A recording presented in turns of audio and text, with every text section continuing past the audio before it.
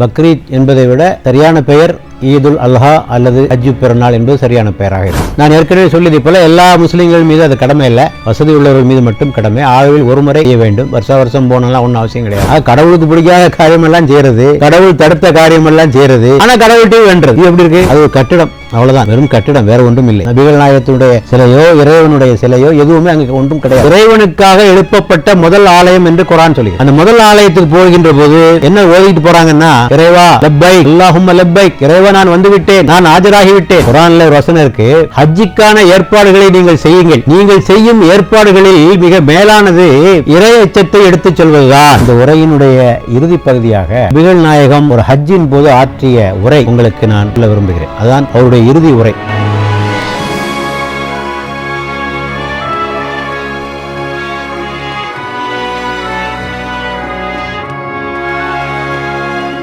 அளவற்ற அருளாளனும் நிகரற்ற அன்புடையவனுமாகிய எல்லாமல்ல இறைவனின் திருநாமம் போற்றி ஆரம்பம் செய்கிறேன். உங்கள் அனைவர் மீதும் இறைவனின் சாந்தி சமாதானம் நிலவட்டுமாக.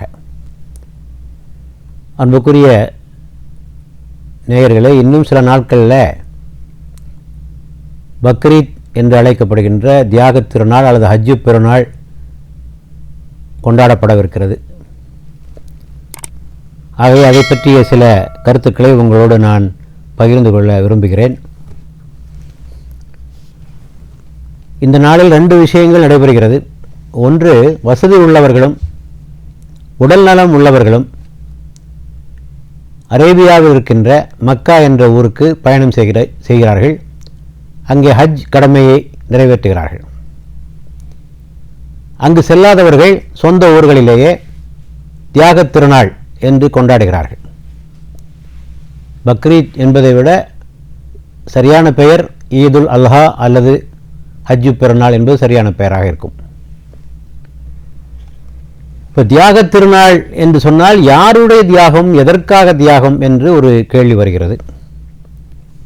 4000 ஆண்டுகளுக்கு முன்னர் வாழ்ந்தவர் இப்ராஹிம், ஆபிரஹாம் என்றும் அவரை சொல்வார்கள். அவர் ஈராக் நாட்டிலே வாழ்ந்தவர். முஸ்லிம்கள், கிறிஸ்தவர்கள், யூதர்கள் 3 சமயத்தை சார்ந்தவர்களுமே அவர் மீது மரியாதை வைத்து அவர்களை தன்னுடைய உணவாக அவர்கள் போற்றுகின்றார்கள். அவர் என்ன சொன்னார்? நமக்கெல்லாம் தெரிஞ்ச விஷயம் தான் சொன்னார், புதுசாக ஒன்றும் சொல்லலை. ஒன்றே குலம் ஒருவனே தேவன், அதான் அவர் சொன்னது. இறைவன் ஒருவன், மனித குலம் ஒன்று.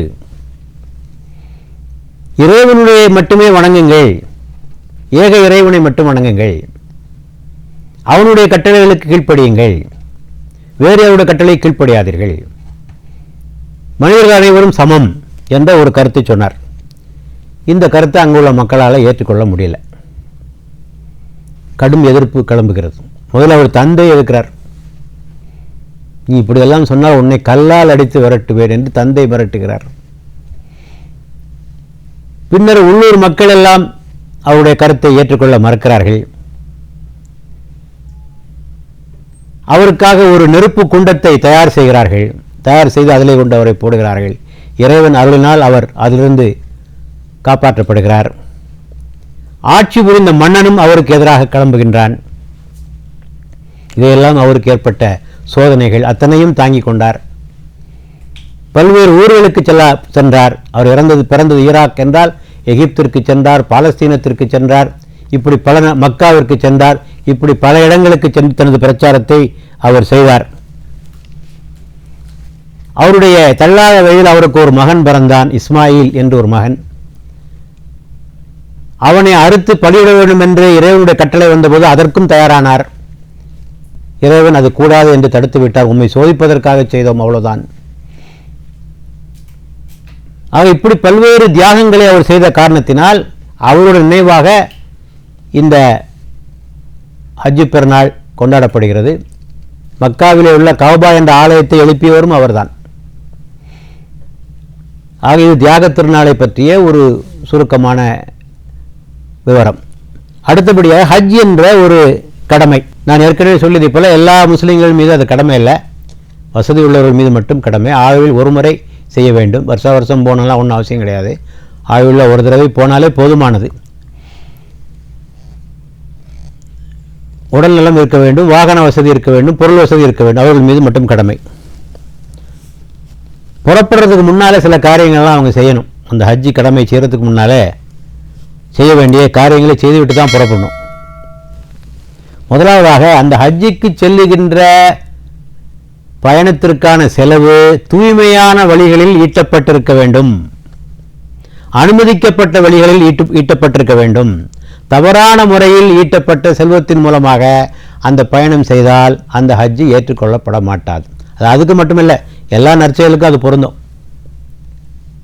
தவறான முறையில் ஈட்டப்பட்டு ஒரு தர்மம் செய்தால் அந்த தர்மம் ஏற்றுக்கொள்ளப்பட மாட்டாது நபிகள் நாயகம் சொன்னார்கள்.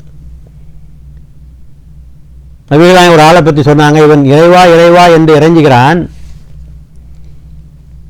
இவன் உண்ணுகின்ற உணவும் இவன் உடுத்துகின்ற ஆடையும் இவன் பருகுகின்ற பானமும் தவறான முறையில் ஈட்டப்பட்டது. இந்நிலையில் இவருடைய பிரார்த்தனையை இறைவனால் எங்கனம் ஏற்றுக்கொள்ளப்படும் என்றார்கள். கடவுளுக்கு பிடிக்காத காரியமெல்லாம் செய்கிறது, கடவுள் தடுத்த காரியமெல்லாம் செய்கிறது, ஆனால் கடவுள்கிட்டையும் வேண்டுறது. இது எப்படி இருக்கு? உங்கள் அலுவலகத்தில் உங்கள் தலைமை அதிகாரிக்கு பிடிக்காத காரியமெல்லாம் நீங்கள் செஞ்சுட்டு அவர்கிட்ட போய் வேண்டுகோள் வச்சா, என்னப்பா இது, என்ன விளையாடுகிறாயா, நான் என்ன செய்ய சொன்ன உடனே நீ என்ன செய்கிற, நீ அது மாதிரி கடவுள் இதெல்லாம் செய்யாதன்றாரு, வரதட்சணை வாங்காதன்றாரு. இவன் வரதட்சணை வாங்கிட்டு கல்யாணத்தில் கடவுள்கிட்ட பிரார்த்தனை பண்ணுறான், இறைவா அருள் புரிவாயாக பாரக்கல்லாஹு லக்க. என்னடா இது, கடவுளுக்கு பிடிக்காத காரியம் செஞ்சுட்டு கடவுள்கிட்டே அருள் வேண்டுகிறாயா நீ? ஆக தூய வழியில் ஈட்டப்பட்டிருக்க வேண்டும். இரண்டாவது நிபந்தனை, வாங்கிய கடனை திருப்பி கொடுத்து விட்டு செல்ல வேண்டும், அல்லது கடனை பெற்றவருடைய ஒப்புதலை பெற வேண்டும். கடனாளியாக போகக்கூடாது. திரும்பி வருவா என்ன நிச்சயம் இருக்கு? நீ போனது திரும்பி வருவா என்ன நிச்சயம் இருக்கு? ஒன்றும் நிச்சயம் கிடையாது. நம்பி ஒப்படைக்கப்பட்ட அமானத் அடைக்கல பொருட்களை உரிய கொண்டு சேர்ப்பித்து விட வேண்டும். அடுத்தபடியாக எவருக்கேனும் தவறிழைத்திருந்தால் மன்னிப்பு கேட்க வேண்டும். நீங்கள் அதை பேர் செய்கிறாங்க, பல பேர் செய்கிறாங்க. ஹஜ்ஜிக்கு போகிறதுக்கு முன்னால் கடிதம் மூலமாகவோ நேரடியாகவோ நான் ஏதாவது செஞ்சுருந்தால் தயவு செய்து மன்னிச்சிருங்க, அல்லாவுக்காக நீங்கள் மன்னிச்சுக்கிறீங்க என்று கேட்கிறார்கள். ஆக மன்னிப்பு கேட்க வேண்டும். துண்டித்த உறவுகளை புதுப்பித்துக் கொள்ள வேண்டும். உறவுகளை துண்டிச்சுட்டு போகக்கூடாது. குடும்ப செலவுகளுக்கு ஏற்பாடு செய்து விட்டு போக வேண்டும். அம்போன்னு விட்டு போகக்கூடாது. 1.5 மாதம் ஆகுது போயிட்டு வரத்துக்கு. குடும்ப செலவுகளுக்கு ஏற்பாடு செய்துவிட்டு செல்ல வேண்டும். இவையெல்லாம் புறப்படுறதுக்கு முன்னால் செய்ய வேண்டிய காரியங்கள். சரி, இப்போ எங்கே போகிறார்? மக்காவுக்கு போகிறார். அரேபியாவில் மக்காவுக்கு போகிறார். அங்கே ஒரு ஆலயம் இருக்கிறது, காபா என்ற ஒரு ஆலயம் இருக்கிறது. நீங்கள்லாம் அடிக்கடி பார்த்துருப்பீங்க. முஸ்லீம் வீடுகள்லாம் தொங்க விட்டுருப்பாங்க. ஒரு கருப்பு நிறத்தால் ஒன்று ஒரு கட்டிடம் மாதிரி பார்ப்பீங்க. அது ஒரு கட்டிடம், அவ்வளோதான், வெறும் கட்டிடம், வேறு ஒன்றும் இல்லை. 50 அடி உயரம், 40க்கு 40 சதுர அடியிலே அது கட்டப்பட்டிருக்கின்ற ஒரு கட்டிடம். உள்ள ஒன்றும் கிடையாது. நபிகள் நாயகத்தினுடைய சிலையோ இறைவனுடைய சிலையோ எதுவுமே அங்கே ஒன்றும் கிடையாது. வெறும் ஒரு கட்டிடம், அவ்வளோதான். ஒரு சதுர வடிவமான கட்டிடம். ஒரு கருப்பு நிற போர்வையால் அது மூடப்பட்டிருக்கிறது. முஸ்லீம்கள் 5 வேளை தொழுகிற போது அதை நோக்கி தொழுகிறார்கள். அதனை தொழுவதில்லை, இறைவனை மட்டும்தான் தொழ வேண்டும், வேறு யாரையும் தொழக்கூடாது. நபிகள் நாயகத்தை முஸ்லீம்கள் தொழ மாட்டார்கள். அந்த கட்டிடத்தை நோக்கி தொழுவது என்று சொன்னால் ஒரு யூனிஃபார்மிட்டி, உலகத்தில் உள்ள அத்தனை பேரும் ஒரே இடத்தை நோக்கி தொழுகின்ற ஒரு யூனிஃபார்மிட்டி, அவ்வளோதான், ஒருமைப்பாடு. தவிர அந்த கட்டிடத்தில் ஏதோ இருக்கிறது, அதற்கு அதை வணங்கினால் நமக்கு புண்ணியம் கிடைக்கும் என்ற கருத்தெல்லாம் ஒன்றும் இஸ்லாத்தில் கிடையாது. இறைவன் அங்கேதான் இருக்கிறான் என்ற ஒரு கருத்தும் கிடையாது. குர்ஆன் சொல்கிறது, கிழக்கும் மேற்கும் அவனுக்கே உரியன, நீங்கள் எந்த திசையை நோக்கி திரும்பினாலும் அவன் இருக்கிறான். கடவுள் எல்லா திசையிலும் இருக்கிறார். சிலர் கூட தப்பாக சொல்வதோடு திக்கை நோக்கி தொழுகிறார்கள் என்று கூட சொல்லியிருக்கிறார்கள் சிலர். குர்ஆன் சொல்கிறது, உங்கள் முகத்தை மேற்கு நோக்கியோ கிழக்கு நோக்கியோ திருப்புவதல்ல புண்ணியம், ஒரு திசையை நோக்கி திருப்புவதல்லப்பா புண்ணியம். ஏதோ ஒரு வழிகாட்டுதல் வைக்கப்பட்டிருக்கிறது, அவ்வளவுதான். அங்கதான் கடவுள் இருக்கிறாரு என்றெல்லாம் ஒன்று கருத்தும் கிடையாது. அதை நாம் புரிந்து கொள்ள வேண்டும். ஆக எங்கே போகிறோம் என்றால் மக்காவிற்கு போகிறோம். அங்க என்ன செய்யறாங்க? தொழுவாங்க, நிறைய தொழுவாங்க, பிரார்த்தனைகள் புரிவாங்க. அந்த காபா என்ற ஆலயத்தை சுற்றி வருவார்கள். அந்த இப்ராஹிம் செய்த தியாகத்தை நினைவு கூறுகின்ற சில காரியங்களை செய்வார்கள். விலங்குகளை பலியிட்டு அதனுடைய இறைச்சியை ஏழைகளுக்கு கொடுப்பார்கள். இதுதான் அங்கே நடக்கக்கூடிய காரியம்.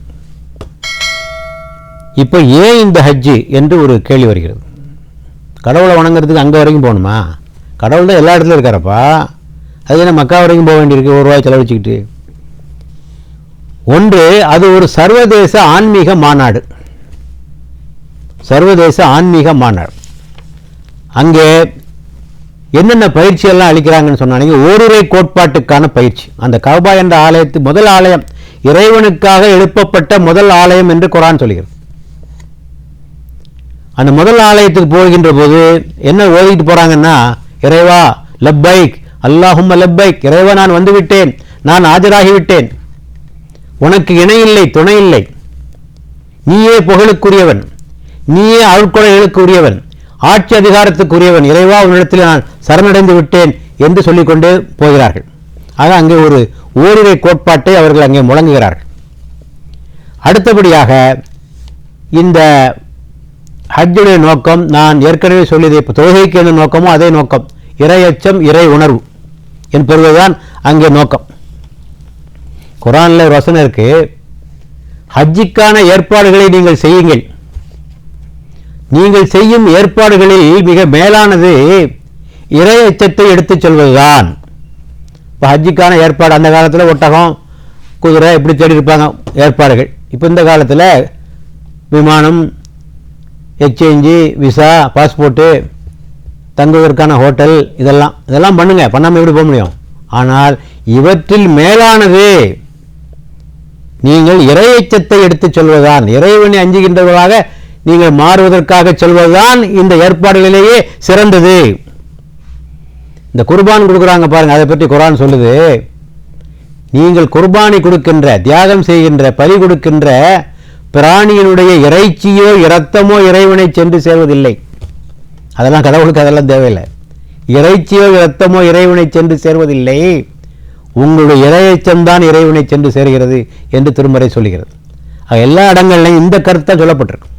ஆக ஒரு பயிற்சி, ஒரு மனிதனை அவனுடைய ஊரிலிருந்து வெளியே கொண்டு வந்து கொஞ்சம் செலவுகள்லாம் அவனை செய்ய வச்சு, சில சிரமங்கள் அவங்க அனுபவித்து, அந்த கூட்ட நெரிசலில் தங்கி அந்த இறைவனை வணங்கி இந்த பயிற்சியெல்லாம் பெறுவது இறையச்சத்தை பெறுவதற்கான ஒரு பயிற்சி. குர்ஆனில் இன்னொரு வசனம் இருக்கிறது, நீங்கள் ஹஜ்ஜுக்கு செல்கின்ற போது இச்சையை தூண்டக்கூடிய செயல்கள் சொல் செய்யக்கூடாது, தீவினை செய்யக்கூடாது, சண்டை சச்சரவு ஈடுபடக்கூடாது. இவெல்லாம் கட்டுப்பாடுகள். அங்கே போயிட்டு சண்டை போட்டுக்கிட்டு இருந்தா, மோசமான பேச்சுகளை பேசிக்கிட்டு இருந்தா, இச்சையை தூண்டக்கூடிய விவகாரங்களில் ஈடுபட்டால் ஹஜ்ஜு கூடாது. ஆகவே இறையச்சத்திற்கான பயிற்சியாக நீங்கள் இவற்றை பார்க்க வேண்டும். முதல் காரணம் ஹஜ்ஜினுடைய முதல் நோக்கம். ரெண்டாவது, தியாகத்திற்கான பயிற்சி. இப்போ நம்ம ஏற்கனவே சொன்னோம் உங்ககிட்ட, ஆபிரகாமுடைய தியாகம், அதையெல்லாம் அங்கே நினைவு கூர்றாங்க. பல்வேறு சடங்குகள் கிரியைகள் இருக்கின்றன. அந்த சடங்கு எல்லாம் எதை ஞாபகப்படுத்துனா, இப்ராஹிம் எப்படியெல்லாம் கஷ்டப்பட்டாரு, அது மாதிரி நீனும் கஷ்டப்பட வேண்டும், தியாகம் செய்ய வேண்டும். உன்னுடைய கொள்கைக்காக, உன்னுடைய நாட்டுக்காக, உன்னுடைய சமூகத்திற்காக எல்லாவற்றுக்கும் தியாகம் செய்ய வேண்டும். தியாகமின்றி வெற்றி இல்லை. தியாகம் செய்யாமல் உலகத்தை யாராவது வெற்றி பெற்றிருக்காங்களா? உங்கள் குடும்பத்துக்கு நீங்கள் சம்பாதிக்கனாலும் கொஞ்சம் தூக்கத்தை, கொஞ்சம் ஓய்வெல்லாம் விட்டுட்டு அலுவலகத்துக்கு வந்தால் தான் சம்பாதிக்க முடியும். அலட்சியமாக இருந்தால் சிரமப்பட வேண்டியிருக்கும். ஆகவே தியாகமின்றி எந்த காரியமும் நடைபெறுவதில்லை. நம்ம நாடு சுதந்திரம் அடைந்தது என்று சொன்னால் எத்தனை பேருடைய தியாகம் சொல்லுங்கள். அத்தனை தியாகத்திற்கு பிறகுதான் நாம் இன்று சுதந்திர காற்றை அனுபவித்துக் கொண்டிருக்கிறோம். ஆனால் நமக்கு அது புரியலை, அந்த தியாகம் அவ்வளோ மறந்து போச்சு நமக்கெல்லாம். ஆகவே தியாகமின்றி வெற்றி இல்லை. ஆகவே தியாகத்திற்கான ஒரு பயிற்சி அங்கே அளிக்கப்படுகிறது. அடுத்தபடியாக இந்த ஹஜ் என்பது உலக சகோதரத்துவ மாநாடு. ஏன்னா உலகத்தில் உள்ள அவ்வளோ முஸ்லீம்கள் அங்கே வர்றாங்க. 30 லட்சம் பேர் கூடுறதா சொல்கிறாங்க. வெளியூர்லேருந்து வர்றவங்க, உள்ளூர் மக்கள், அதுபோக உள்ளூர் மக்கள் இருக்காங்க. அப்போ பல்வேறு நாடுகளை சார்ந்தவர்கள், பல்வேறு இனங்களை சார்ந்தவர்கள், மொழிகளை சார்ந்தவர்கள் எல்லாம் ஒரே இடத்துல கூடுறாங்க அங்கே. ஆகவே அங்கே உலக குடிமகனாக மாறுகிறான், எ குளோபல் சிட்டிசன். ஆக யாவும் ஊரே யாவரும் கேளீர் என்று சொல்லுகிறோமே தமிழில், அந்த கருத்து அங்கே செயல்வடிவம் பெறுகிறது. எல்லாவற்றையும் மறந்து எல்லோரும் மனிதர்கள், நம்முடைய வசதிக்காக நாம் நாடு என்ன பிரிச்சுக்கிறோம் இல்லையா? எல்லாம் நாம் போட்டுக்கொண்ட கோடுகள் தானே. இது இந்தியா, இது அமெரிக்கா, இது பாகிஸ்தான், நாம் போட்டுக்கொண்ட கோடுகள். 47க்கு முன்னால் வேற ஒரு கோடு, 47க்கு பிறகு இன்னொரு கோடு மாறிடுச்சு. ஆக மனிதன் தன்னுடைய நிர்வாக வசதிக்காக வகுத்து கொண்ட கோடுகள். இறைவன் போட்ட கோடு ஒரே ஒரு கோடு தான், நிலம் நீர், அவ்வளவுதான், வேற கோடு இறைவன் போடல. ஆக இயற்கை தான் குறிப்பிட்ட நாட்டில் வாழ்கின்ற போது அந்த நாட்டிற்கு நாம் பக்தியாக இருக்க வேண்டும், விசுவாசமாக இருக்க வேண்டும் என்பதெல்லாம் எந்த தவறும் ஒன்று கிடையாது. அதன் அடிப்படையில் நாம் உயர்வு தாழ்வு கற்பிக்கக்கூடாது. அதன் அடிப்படையில் நாம் மற்றவர்களை சிறந்தவர்கள் என்ற இனவெறி கொள்கைக்கோ நாம் இன்னும் அங்கே சென்றுவிடக்கூடாது. பாசம் இருக்கலாம், பற்று இருக்கலாம், அதில் ஒன்றும் தவறு கிடையாது. ஆனால் வெறியாக அது மாறிவிடக்கூடாது. ஆகவே அந்த உலக குடிமகனாக அங்கே மாறுகின்ற ஒரு நிலையை பார்க்கிறோம். இஸ்லாம் இனவெறி கொள்கை, இனவெறியை தடை செய்ய விரும்புகிறது. இப்போ நபிகள் நாயகம் அவங்களுடைய பிரச்சாரத்தை ஆரம்பித்த காலத்தில் பல வகையான பிரிவுகள் இருந்தன. என்ன பிரிவு? அரபுக்கள், அரபுக்கள் அல்லாதவர்கள். அவர்கள் அப்படி தான் பிரித்தாங்க. உலகத்தையே ரெண்டாக அப்படி தான் பிரித்தாங்க. அரபுக்கள், அரபுக்கள் அல்லாதவர்கள். அரபுக்கள் அல்லாதவர்கள் வச்ச பேர் என்ன தெரியுமா? அஜமி. அஜமின்னா ஊமைன்னு அர்த்தம். அரபின்னா எல்லாம் பேச தெரிஞ்சவங்க, மற்றவங்களாம் ஒன்றும் தெரியாது, நாங்கள் தான் அறிவாளி, மற்றவங்களாம் முட்டாள். நாம் இதை உடைத்தார்கள். அப்புறம் குறைஷ், குறைஷ் அல்லாதவர். உயர் ஜாதிக்காரன் குறைஷ், கீழ் ஜாதிக்காரனா குறைஷ் அல்லாதவர். இப்படி ஒரு இனப்பிரிவு. கருப்பர், வெள்ளையர், இந்த பிரிவு. இது எல்லாவற்றையும் உடைத்து தள்ளினார்கள் நபிகள் நாயகம். ஆனால் அதற்கு அவர்கள் கையாண்ட வழிமுறை ரெண்டு பேருக்கிடையிலே அன்பை உண்டாக்கியது தான், பாசத்தை உண்டாக்கி ரெண்டு பேரையும் ஒன்றா சேர்த்ததான். ஒருத்தரை மோத விடுறதில்லை. ஒருவர் இனவெறி கொள்கையை போதித்து உன்னுடைய பழைய காலத்தை ஒன்று அநியாயப்படுத்தினாண்டா நீ திருப்பி போய் அவனை அடின்னு சொன்னா இனவெறி. இப்போ நெல்சன் மண்டேலா தென்னாப்பிரிக்காவில் பதவியேற்ற போது அவர் நினைத்திருந்தால் அந்த வெள்ளையர்களை பழி வாங்கியிருக்கலாம். அவரை 25 வருஷம் சிறையில் அடைத்து என்ன கொடுமைப்படுத்தினார்கள். அந்த கருப்பர்களை அவர்கள் படுத்திய பாடு என்ன? அந்த வரலாற்றை எல்லாம் படித்தால் கண்ணீர் வரும் உங்களுக்கு. அவருடைய தலையிலேயே சென்றீர்களைத்தான் வெள்ளைக்காரன். எவ்வளோ கோபம் இருந்திருக்கணும் அவருக்கு. ஆனால் வந்த பிறகு சொன்னார், மறப்போம். ஃபர்கிவ்னஸ், ரீகன்சிலியேஷன், நாம் இணைப்போம், ஒன்றாக சேர்ந்து கொள்வோம். Reconstruction of the nation. Forgiveness, reconciliation and reconstruction of the nation. நாம் வந்து வெள்ளையர்களை மதித்து நாட்டை உருவாக்குவோம். ரெண்டு பேரும் சேர்த்தார், வெள்ளைக்காரங்களையும் கருப்பர்களையும் ஒன்றா சேர்த்தார். பிரச்சனை முடிஞ்சுது. அதுக்கு மாறாக அட்ரா அவனை, வெள்ளைக்காரனை திருப்பி அடி என்று அவர் சொல்லியிருந்தால் இன்னும் அங்கே இரத்த கலடு தான் நடந்து கொண்டிருக்கும். நபிகள்லாம் இந்த கருத்தை தான் பின்பற்றினார்கள். குர்ஆன் சொல்லுகிறது, நீங்கள் பகைவர்களாக இருந்தீர்கள், இது குந்தும் ஆதா, நீங்கள் பகைவர்களாக இருந்தீர்கள், இறைவன் அவனுடைய அருளினால் உங்களை சகோதரராக ஆக்கிவிட்டான். ஆக மோதிக்கொள்கின்ற இனங்களையும் இணைப்பது, சகோதரத்துவமாக்குவதுதான் பிரச்சனைக்கு தீர்வே தவிர ஒரு சமூகத்தை இன்னொரு சமூகத்தால் மோத விடுவதும் பழைய விஷயங்களை சொல்லி சொல்லி வெறியை காட்டி மோத விடுவதும் பிரச்சனைக்கு தீர்வாக அமைய முடியாது. ஆகவே இந்த ஹஜ்ஜின் மூலமாக அப்படிப்பட்ட ஒரு இனவெறி கொள்கை அங்கே தகர்க்கப்பட்டு சேர்க்கப்படுகிறது என்பதை நாம் அங்கே அறிந்து கொள்ளலாம். இதுவும் ஹஜ்ஜின் மூலமாக நடந்த ஒன்றாகத்தான் நம்மால் பார்க்க முடிகிறது. அன்புக்குரிய நேயர்களே, நாம் இதுவரை ஹஜ்ஜை பற்றிய சில விளக்கங்களை உங்களிடத்திலே தந்தோம். இந்த உரையினுடைய இறுதி பகுதியாக நபிகள் நாயகம் ஒரு ஹஜ்ஜின் போது ஆற்றிய உரை உங்களுக்கு நான் சொல்ல விரும்புகிறேன். அதுதான் அவருடைய இறுதி உரை. ஹஜ்ஜத்துல் விதா என்ற அவருடைய இறுதி உரை அதுவாகத்தான் கருதப்படுகிறது. அதிலே இஸ்லாத்தினுடைய சாராம்சம் அதில் இருக்கிறது. அது ஒரு மனித உரிமை பிரகடனமாகவும் அது இருப்பதையும் உங்களால் பார்க்க முடியும். அவற்றிலிருந்து சில பகுதிகளை நான் உங்களுக்கு சொல்லுகிறேன். மக்களே, நான் சொல்வதை செவிதாழ்த்தி கேளுங்கள். இந்த ஆண்டுக்கு பிறகு நான் உங்கள் மத்தியில் இருப்பேனா என்பதை நான் அறிய மாட்டேன். அடுத்த வருஷம் இருப்பேன்னு சொல்ல முடியாது என்று அவரை சொல்லிவிடுகிறார். ஆக கடைசி உரை, ஏக இறைவனை தவிர வேறு இறைவன் இல்லை, அவனுக்கு இணையாக எவரும் இல்லை, நான் அவனது தூதர் என்றும் அடிமை என்றும் சான்று பகர்கிறேன். ஆக இறைவன் ஒருவன், நான் அவனுடைய தூதர். மக்களே, இந்த மாதம், இந்த மாதம் என்றால் ஹஜ்ஜி செய்கின்ற இந்த மாதம், இந்த நாள், ஹஜ்ஜி செய்கின்ற இந்த நாள், இந்த நகரம், இந்த மக்கா, இந்த நாள், இந்த மாதம், இந்த நகரம் எவ்வளவு புனிதமானதோ அதுபோலவே மற்றவர்களின் உயிரும் உடமையும் கண்ணியமும் புனிதமானது. இந்த மக்கா எவ்வளவு புனிதமானது, இந்த ஹஜ் எவ்வளவு புனிதமானது, இந்த நாள் எவ்வளவு புனிதமானது, அதே அளவுக்கு புனிதமானதுதான் மனிதர்களுடைய உயிர்களும் உடைமைகளும். நீங்கள் அனைவரும் மறுமையில் இறைவனை சந்திப்பீர்கள், உங்களின் செயல்களுக்கு பதில் சொல்ல வேண்டியவர்களாக இருப்பீர்கள். ஆக உயிர் உடைமைகளை பறிக்காதே என்று சொல்கிறார்கள். உங்களிடம் நம்பி ஒப்படைக்கப்பட்ட பொருட்களை உரியவரிடம் முறையாக நீங்கள் திருப்பி கொடுத்து விடுங்கள். அறிந்து கொள்ளுங்கள், இஸ்லாத்திற்கு முந்தைய அறியாமை காலத்து அநாகரீக பழக்க வழக்கங்கள் அனைத்தும் இப்போது எனது காலடியின் கீழ் மிதிக்கப்படுகின்றன. இஸ்லாம் வருவதற்கு முன்னால என்ன அநாகரீகமான பழக்கங்கள்லாம் இருந்ததோ அதெல்லாம் இன்றோடு ஒழிக்கப்படுகிறது. அறியாமை காலத்தில் நடந்த கொலைகளுக்கு நீங்கள் பழிவாங்குவதை விட்டுவிட வேண்டும். முதலாவதாக, என் குடும்பத்தில் கொலை செய்யப்பட்ட ரபியா இப்னு ஹாரிஸின் மகனுக்காக பழிவாங்குவதை நான் விட்டுவிடுகிறேன். ஆக அறியாமை காலத்தில், அறியாமை காலம் என்றால் இஸ்லாத்துக்கு முந்தைய காலத்தை அறியாமை காலம் என்று சொல்வார்கள். அந்த காலத்தில் இருந்து அநாகரிக பழக்க வழக்கங்கள்லாம் தடை செய்கிறேன். முதலாவதாக நான் தடை செய்வது பழிக்கு பழி வாங்குவது. பழிக்கு பழி வாங்குவது என்ற ஒரு நிலை அன்றே இருந்தது, அதை நான் இன்றோடு தடை செய்கிறேன். அதற்கு முன்மாதிரியாக எனது குடும்பத்தை சேர்ந்த ஒருவர் கொலை செய்யப்பட்டிருக்கிறார், அவர் அதை செய்தவர் மீது பழி வாங்குவதை நான் தள்ளுபடி செய்கிறேன். முதல்ல நம்மகிட்ட இருந்து ஆரம்பிக்கணும். அதான் நபிகள் நாயகம் சொல்றார், முதல்ல என் குடும்பத்துக்கு செஞ்ச அநியாயத்தை நான் மன்னிக்கிறேன். அடுத்தபடியாக சொல்கிறார், வட்டி இன்றோடு முழுமையாக தடை செய்யப்படுகிறது. முதலை மட்டும், அசலை மட்டும் நீங்கள் வசூலித்துக் கொள்ளலாம். முதலில் என் குடும்பத்தைச் சேர்ந்த அப்பாஸ் இப்னு அப்துல் முத்தலிஃபுக்கு வர வேண்டிய வட்டி பாக்கியை நான் தள்ளுபடி செய்கிறேன். ஆக வட்டி ஒழிக்கப்படுகிறது. அதிலும் முன்மாதிரியாக என் குடும்பத்துக்கு வர வேண்டிய வட்டியை நான் தள்ளுபடி செய்கிறேன். அடுத்தபடியாக சொல்கிறார், மக்களே, பெண்களை நடத்தும் விஷயத்தில் இறைவனுக்கு நீங்கள் அஞ்சிக் கொள்ளுங்கள்.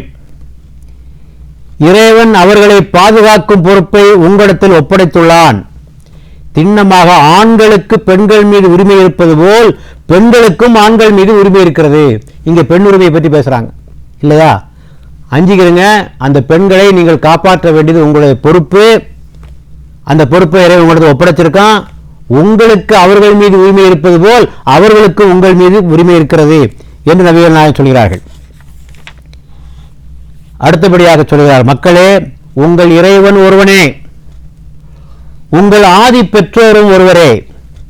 அரபியரை விட அரபி அல்லாதவர் சிறந்தவர் அல்லர், அரபி அல்லாதவரை விட அரபியர் சிறந்தவர் அல்லர்.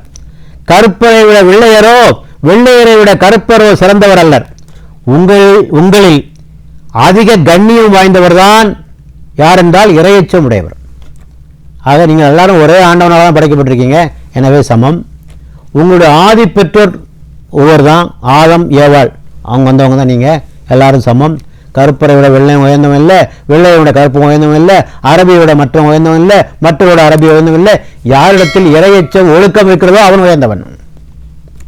மக்களே, உங்கள் தலைவராக கருப்பு நிற அபிசீனிய அடிமை நியமிக்கப்பட்டாலும் அவருடைய கட்டளைகளுக்கு நீங்கள் கீழ்ப்படியுங்கள். ஒரு கருப்பர், ஒரு அடிமை இனத்தைச் சேர்ந்த கருப்பர் உங்களுக்கு தலைவராக நியமிக்கப்பட்டாலும் அவருடைய கட்டளைகளுக்கு நீங்கள் கீழ்ப்படிய வேண்டும். உங்களது பணியாட்களுக்கு நீங்கள் உண்பது போன்ற உணவும் உடுத்துவது போன்ற உடையும் அளித்து வாருங்கள். ஆக அவங்க நல்ல முறையில் நடத்துங்க. உங்களுக்கு ஒரு சாப்பாடு, அவங்களுக்கு ஒரு சாப்பாடுலாம் கொடுக்காதீங்க. உங்களால் மன்னிக்க முடியாத குற்றத்தை அவர்கள் செய்திருந்தால் அவர்களை பணியிலிருந்து நீக்கிவிடுங்கள். அவர்களுக்கு தண்டனை அளிக்காதீர்கள். ஏனெனில் அவர்கள் இறைவனின் அடியார்களாக இருக்கிறார்கள். மன்னிக்க முடியாத குற்றத்தை செஞ்சிட்டான்னா போயிட்டு வாப்பா என்று அனுப்பலாமே தவிர அவனை வச்சுக்கிட்டு கொடுமைப்படுத்தி கொண்டு இருக்காதீர்கள் என்று சொல்கிறார்கள். இறுதியாக சொன்னார்கள், மறுமையில் இறைவன் என்னை பற்றி உங்களிடம் விசாரித்தால் நீங்கள் என்ன பதில் சொல்வீர்கள்? மறுமையில் அல்லாஹ் உங்களை கூப்பிட்டு கேட்கலாம், என்னை பற்றி நீங்கள் என்ன சொல்வீர்கள்? தோழர்கள் சொன்னார்கள், இறைவனின் தூதை நீங்கள் எங்களுக்கு சமர்ப்பித்து விட்டீர்கள், எங்களுக்கு வழிகாட்டும் பொறுப்பையும் நீங்கள் நிறைவேற்றீர்கள் என்று ஒரே குரல் சொன்னார்கள். உங்கள் கடமையை நீங்கள் செஞ்சிட்டீங்க, நாங்கள் இறைவனிடத்திலே சாட்சி சொல்லுவோம் என்று சொன்னார்கள். நபிகள் நாயகம் வானத்தின் பக்கமாக கையை உயர்த்தி, இறைவா, இதற்கு நீயே சாட்சியாக இரு, என் கடமையை நான் செஞ்சிட்டேன், எங்கிட்ட எந்த பொறுப்பை ஒப்படைத்தாயோ அதை நான் செய்துவிட்டேன், இதற்கு நீயே சாட்சியாக இரு என்று சொல்லிவிட்டு கடைசியாக சொன்னார்கள், இங்கு வந்திருப்பவர்கள் வராதவர்களுக்கு இந்த செய்தியை சொல்லுங்கள். இங்கே வந்திருப்பவர்கள் வராதவர்களுக்கு இந்த செய்தியை சொல்லுங்கள், அவர்கள் உங்களை விட கவனமாக கேட்பார்கள் என்று கூறி தமது உரையை முடித்துக் கொண்டார். ஆக இந்த விதத்தை பார்க்கிற போது இது ஒரு இஸ்லாத்தினுடைய சாராம்சத்தையும் பார்க்கின்றீர்கள், மனித உரிமை பிரகடனமாக இருப்பதை பார்க்கிறீர்கள். இன்னும் சில பகுதிகள் இருக்கின்றன. ஆக முக்கியமான பகுதியை உங்களுக்கு முன்னாலே சொல்லியிருக்கிறேன். இந்த உரையை கவனமாக கேட்டு செயல்படுமாறு உங்களை வேண்டிக் கொள்கிறேன்.